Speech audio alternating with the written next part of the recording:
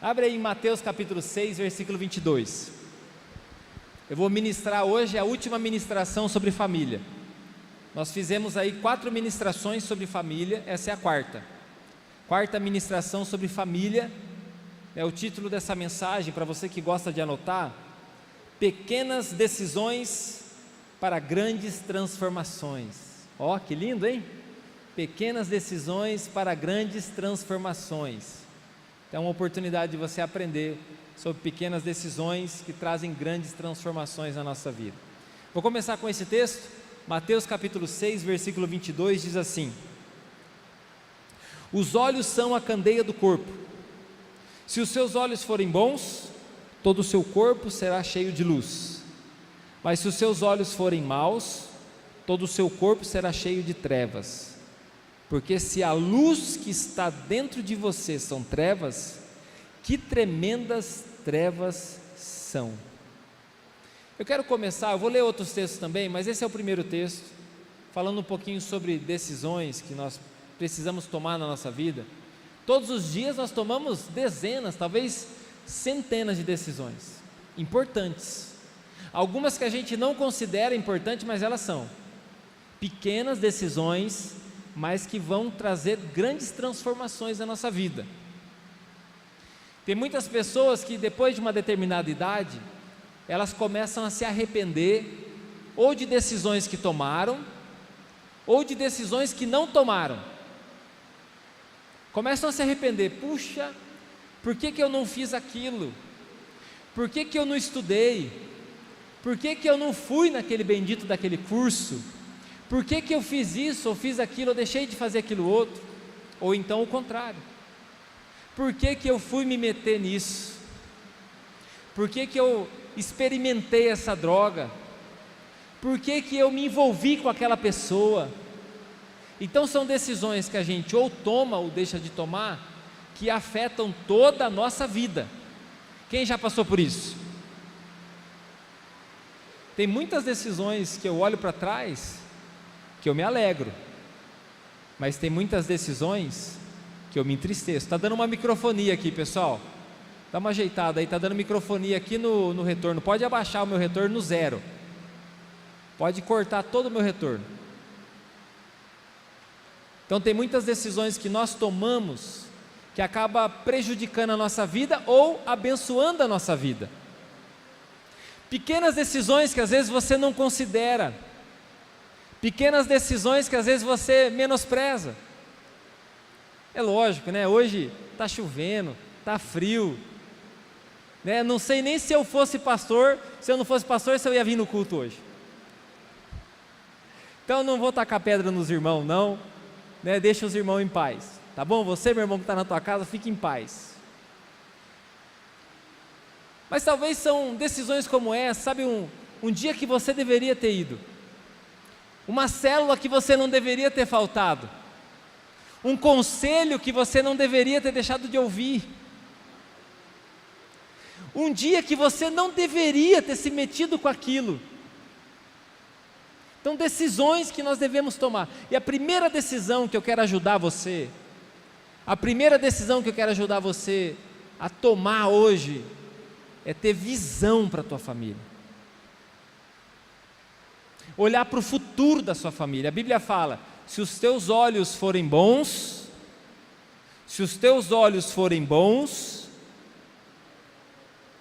todo o seu corpo será cheio de luz. A visão que a gente tem vai determinar. Se você olha a tua família com um olhar de fracasso, sua família vai ser um fracasso. Se você olha a sua família com um olhar de derrota, a sua família será uma derrota. Se você olha a família com um olhar de vitória, sua família vai ser uma vitória. É o que a palavra está nos dizendo. Então, qual que é a visão que você tem sobre a sua família? Qual que é a visão que você tem sobre os... Quem tem filhos aqui? Qual que é a visão que você tem sobre os seus filhos? Aquilo é uma praga, aquilo é desobediente, aquilo não sei o quê. Olha assim, não, meus filhos são uma bênção, meus filhos são herança do Senhor, Qual que é a visão que você tem sobre os seus filhos? Qual que é a visão que você tem sobre o seu esposo, a sua esposa? Quem é casado aqui? Qual que é a visão que você tem sobre o seu esposo? Meu Deus, aquilo é uma bênção pela fé. Qual que é a visão que você tem sobre a tua esposa? Meu Deus, aquilo ali é uma casca de ferida. Não cutuca a onça com vara curta.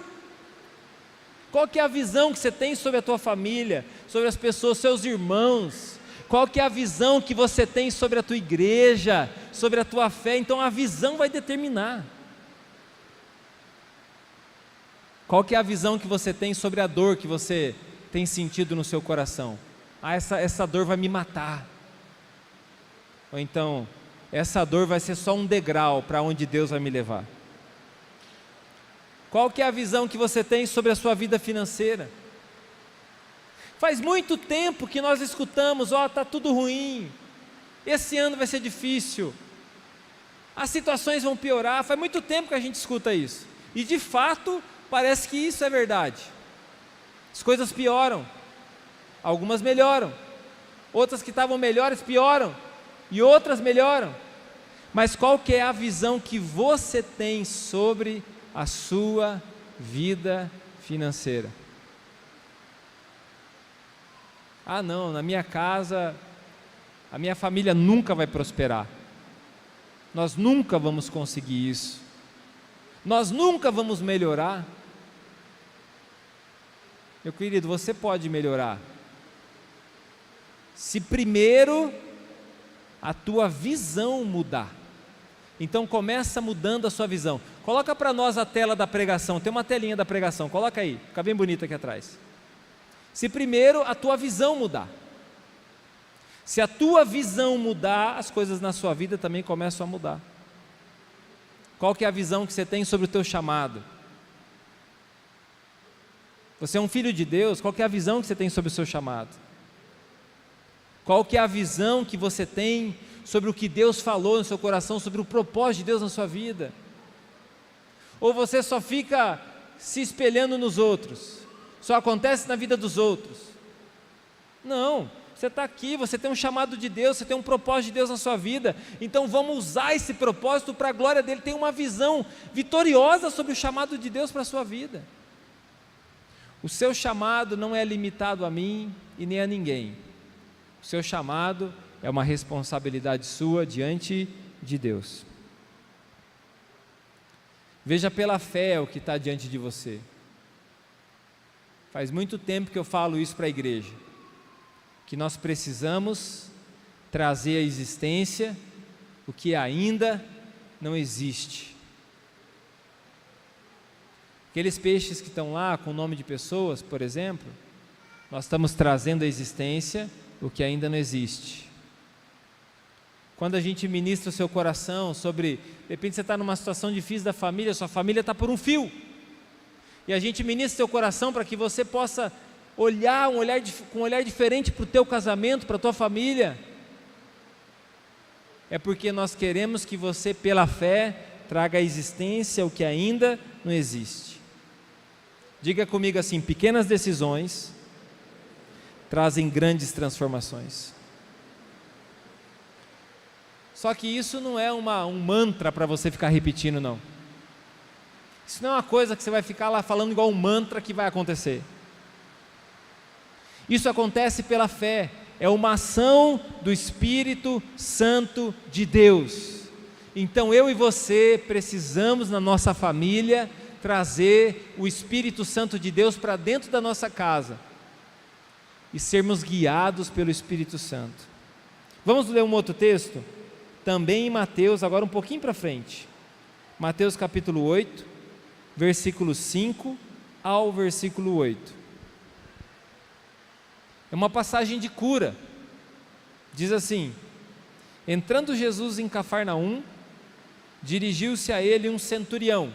Centurião é um soldado, pedindo-lhe ajuda, e disse: Senhor, meu servo está em casa, paralítico, em terrível sofrimento. Jesus lhe disse: eu irei curá-lo. Jesus está dizendo para você hoje, também respondendo à tua fé: eu irei curá-lo. A palavra não foi escrita para nós? A palavra não foi escrita para você? Para te instruir na fé? Então essa palavra é para você. É sobre o que você está vivendo, sobre o que eu estou vivendo. Eu irei curá-lo, Jesus está dizendo. Aí respondeu o centurião: Senhor, não mereço receber-te debaixo do meu teto, mas dize apenas uma palavra, e o meu servo será curado. Sabe o que eu gostaria que você pegasse, colocasse aqui dentro do seu coração hoje, com respeito à sua família, com respeito às decisões que você precisa tomar? A decisão de ter apenas uma palavra, não qualquer palavra, uma palavra que venha do Espírito Santo para você, aonde você possa se agarrar. Maldito o homem que confia em outro homem, a palavra diz. Você não deve se agarrar em palavras de homens, você não deve se agarrar em palavras que alguém está falando para você. Se agarre no que a palavra diz para você. Se alguém está sendo usado por Deus, está usando a palavra, está dizendo, profetizando algo que está na palavra, então se agarre. Mas não se agarre em algo só porque mexeu nas suas emoções, não. Se agarre na palavra. Agora, não quer dizer que você não deve buscar uma palavra de Deus. Talvez a palavra onde você tem que se agarrar hoje é: eu irei curá-lo. Talvez a palavra que você tem que se agarrar hoje é: não andeis ansioso por coisa alguma, como foi orado aqui pela ansiedade. Talvez a palavra que você tem que se agarrar hoje é: meus olhos serão puros e santos e bons, minha visão vai ser mudada. Qual que é a palavra que você tem que se agarrar? Uma palavra basta. Nós vivemos hoje numa época, num período em que muitas coisas nos afetam. Nós sofremos interferência a todo momento. Há sei lá quantas ondas passando por aqui, ondas de internet, ondas sonoras, né? Ondas magnéticas, perto de você, o teu celular, notificações. Você abre o teu telefone e tem milhares de coisas aí de diversos assuntos diferentes. Tem tanta gente dando opinião para a tua vida. Tem tanto instrutor, coach na tua vida. Tanta gente para te falar alguma coisa. O que comer, o que vestir, o que fazer, como sorrir, como andar, como acordar, como dormir. Mas o que você precisa de mais importante? Não estou dizendo que conselhos não são bem-vindos, são bem-vindos, bons conselhos, mas o que nós precisamos é de uma palavra. Diga para o Senhor hoje, fala assim: Senhor, eu preciso de uma palavra. E eu quero ler alguns versículos para você, não vai dar tempo de projetar aqui, mas eu vou ler para você, te garanto que está escrito na Bíblia, eu só copiei aqui para poder ler rapidamente para você. Salmos de número 68, versículo 6 diz: Deus faz que o solitário viva em família. Você está se sentindo sozinho? Ou você está no momento de ausência de pessoas na sua vida? A Bíblia tem uma palavra para você. Deus faz com que o solitário viva em família. Tem como você vencer a solidão. Isaías 54, versículo 3 diz: porque transbordarás a mão direita e a esquerda, e a tua posteridade possuirá as nações, e fará que sejam habitadas as cidades assoladas.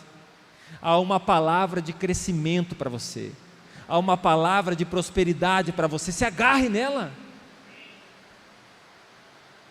Quem disse amém recebeu, em nome de Jesus. Provérbios 22, versículo 6 diz assim sobre os seus filhos: instrua o menino no caminho em que deve andar, e até quando envelhecer não se desviará dele. Você está com seus filhos diante de você, então creia na palavra, ensine a palavra para eles e creia que a palavra vai cumprir o efeito no coração deles, pela fé. Atos 16, versículo 31, e eles disseram: crê no Senhor Jesus Cristo e serás salvo tu e a tua casa. Então se apegue nessa palavra de salvação sobre a tua família, se apegue nessa palavra de salvação. Salmo 127, versículo 3: eis que os filhos são herança do Senhor, e o fruto do ventre, o seu galardão. Filhos não são um peso, filhos não são um estorvo, filhos são herança do Senhor. Então nossos filhos são herança do Senhor. Nossos filhos são um presente de Deus, é um galardão, é um presente de Deus para nós. Salmo 23, versículo 1 diz: o Senhor é o meu pastor e nada me faltará. É uma palavra de provisão. Talvez hoje você precisa se agarrar a essa palavra, antes de ficar confiando na palavra de alguém que está fazendo uma promessa para você. Confia na palavra, se apegue à palavra. Isaías 53, versículo 4: verdadeiramente Ele tomou sobre si as nossas enfermidades e as nossas dores levou sobre si. Se você está vivendo enfermidades, se apegue a essa palavra é para você. Essa palavra é sobre você, essa palavra é sobre a cura que Deus já liberou pela fé sobre as nossas vidas. Se eu estivesse enfermo, e todos nós podemos ficar doentes e ficar enfermos, qualquer pessoa pode ficar doente e enfermo, mas se eu estivesse enfermo, eu ia me apegar a essa palavra, entre tantas, eu me apegaria a essa. Então há muitos versículos, muitas palavras aonde você deve se apegar, do que você precisa, qual que é a decisão que você precisa tomar, de se apegar à palavra.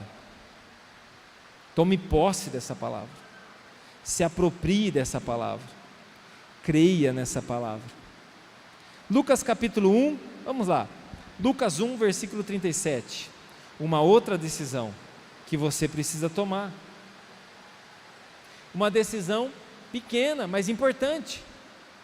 Lucas 1, versículo 37, diz assim: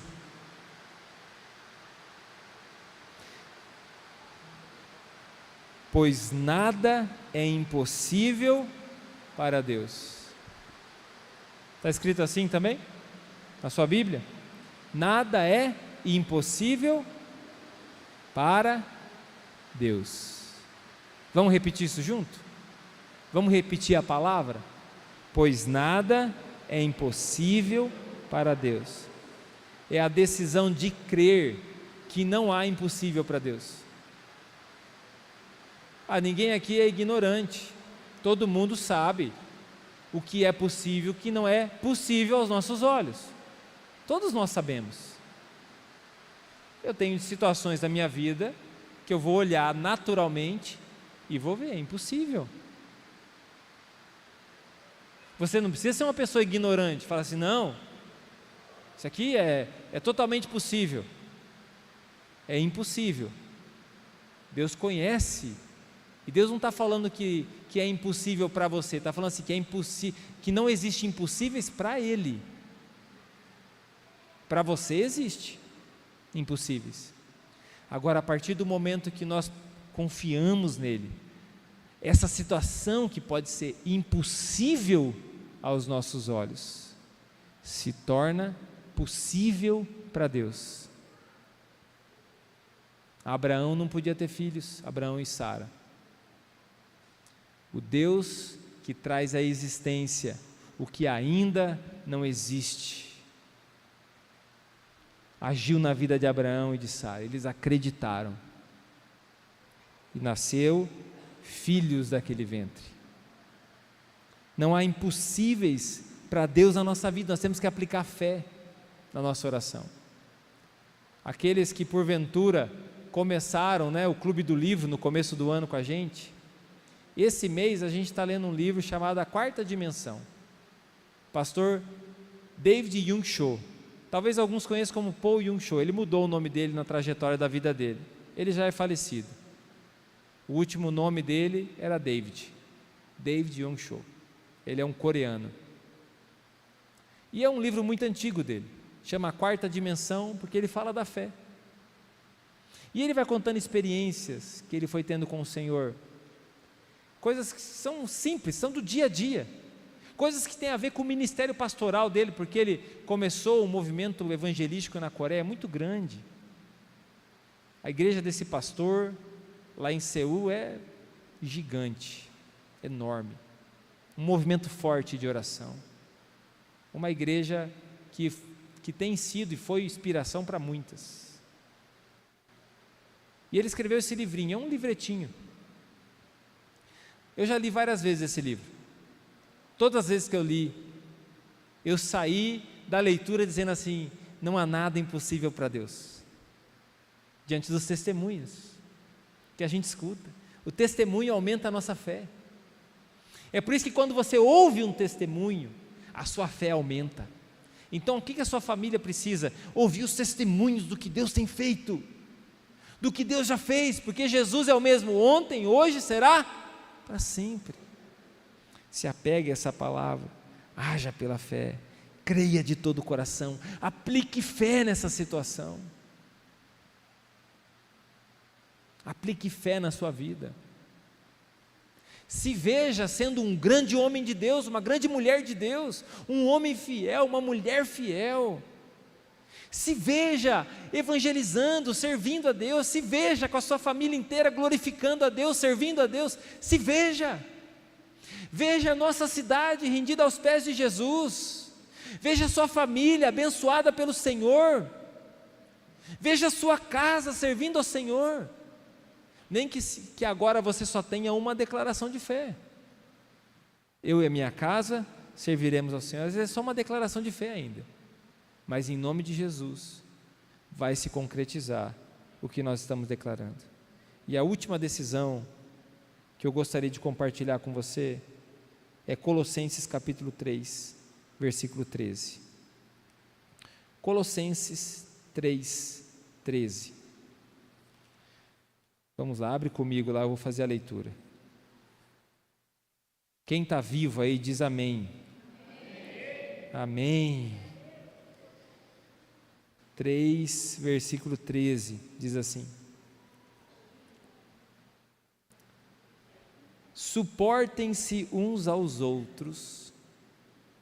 Primeira coisa aí para você, tá bom? Dá uma olhadinha aí para o teu irmão e fala assim: eu vou te suportar, irmão. Suportem-se uns aos outros e perdoem as queixas que tiverem uns contra os outros. Perdoem como o Senhor lhes perdoou. A decisão que eu gostaria de instruir você é essa: a decisão de você perdoar. Você quer ter uma família abençoada? Então tenha a decisão pequena, talvez, hoje é pequena, talvez amanhã é uma situação grande, mas que vai gerar transformação. Decida perdoar. Decida perdoar a tua família. Decida perdoar o seu pai, sua mãe. Decida perdoar o seu irmão. Decida perdoar a tua esposa, teu esposo. E é uma decisão mesmo. Você sabe disso, que o perdão ele não é um sentimento, é uma decisão. Então o perdão, ele é uma chave de acesso para a verdadeira liberdade e felicidade. O perdão, ele abre uma porta de acesso para a verdadeira liberdade e felicidade. Tem muitas pessoas hoje vivendo amarguradas de espírito, porque elas carregam dentro de si mágoas profundas na sua vida. Elas não desenvolvem, não decidem trabalhar esse perdão nos seus corações, e elas acabam elas acabam se perdendo. Ajuda as criancinhas ali para não entrar correndo, que está molhado o chão, vai escorregar. Cuida delas aí, só para não correr. A decisão de perdoar. Então hoje nós precisamos tomar algumas decisões. Quando o Senhor colocou essa palavra no meu coração, para compartilhar com você sobre a tua família, sabe o que me veio no coração? Me veio no coração que você talvez tenha decisões que você está tomando hoje. Talvez você tenha decisões que você vai tomar essa semana, que você não está nem dando bola. São decisões pequenas, mas que você deveria considerar, porque são decisões importantes. Hoje eu quero dizer para você, que você está aqui no melhor lugar do mundo, você está na igreja do Senhor, é uma decisão que você tomou. Se você está ouvindo a palavra de Deus e considerando que o Espírito Santo está falando no seu coração, então você também está tomando uma decisão certa. É uma pequena decisão, mas que vai trazer fruto. Se você está tomando a decisão hoje de viver pela fé, você então está tomando uma decisão que vai trazer fruto na sua vida. Se você está tomando a decisão de perdoar hoje, diante dessa palavra, você está tomando uma ótima decisão na sua vida. Pode ser pequena aos olhos de alguém, mas é a decisão mais importante da sua vida que vai trazer fruto. Eu quero orar por você, nós vamos terminar esse momento orando, colocando diante de Deus a nossa vida. Pode ficar de pé, meus queridos. Nós vamos orar.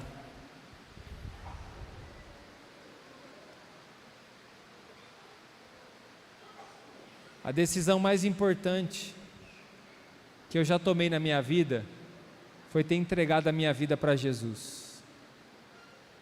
E eu quero dizer para você, hoje é dia de você, talvez, se caso você não tenha entregado a tua vida para Jesus, é hora de você tomar essa decisão. Passa um filme na minha cabeça, porque já fazem anos que eu tomei essa decisão, mas passa um filme. E se eu não tivesse tomado essa decisão? A segunda decisão mais importante que eu tomei na minha vida foi a decisão de me casar, de ter formado uma família. E se eu não tivesse tomado essa decisão? Hoje é dia de você tomar algumas decisões. Talvez a maior decisão da sua vida, mas talvez a que você está olhando é tão pequenininha, mas eu quero dizer para você, ela é muito importante, é uma decisão importante, e você tem que tomar ela baseado na palavra. Você está aqui como fruto de oração. Tem muitas pessoas que já oraram por você, intercederam por você, clamaram por você. Você está aqui como fruto da intercessão de alguém. Talvez quem orou por você foi tua mãe, foi teu pai, foi um amigo. Alguém tomou a decisão de orar. E hoje a palavra está entrando no seu coração. Hoje você está tendo uma oportunidade diante de Deus. Coloca a mão aqui no seu coração. Eu não sei o que você quer falar com Deus, mas você já sabe o que Deus queria falar com você. Talvez nesse momento você quer falar alguma coisa para Deus. Talvez você está como esse centurião que a gente leu na palavra. Você quer dizer: Senhor, eu estou com um problema lá em casa. Tem uma enfermidade que entrou dentro da minha casa.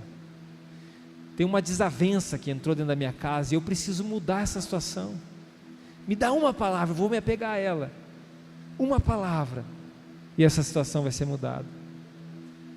Talvez hoje você precisa que o Senhor toque os seus olhos, porque a tua visão sobre a tua vida, a sua família, é uma péssima visão. É uma péssima, você vê as coisas sempre pelo lado negativo, pelo lado ruim. Aliás, você tem dedicado a sua visão a ver coisas ruins. Talvez você precisa do toque do Espírito Santo para santificar a sua visão. Talvez essa noite você está precisando de uma graça ainda muito maior, para acreditar no impossível.